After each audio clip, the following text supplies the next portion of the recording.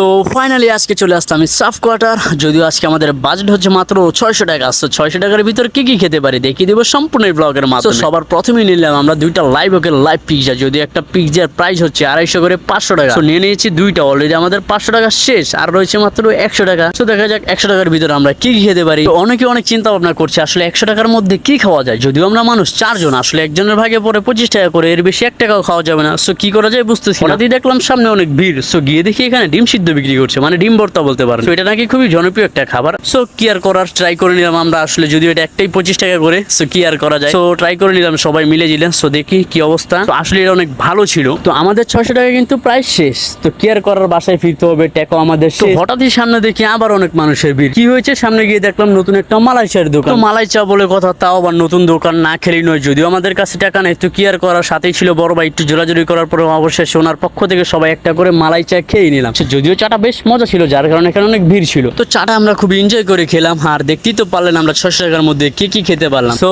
চাইলে আপনারাও আসতে পারেন 600 থেকে 1000 টাকার মধ্যে 4-5 জন বন্ধু মিলে এসে ভরপুর খেয়ে যেতে। সো ব্লগটা ছিল এই পর্যন্তই। সবাই ভালো থাকবেন, সুস্থ থাকবেন, আল্লাহ হাফেজ।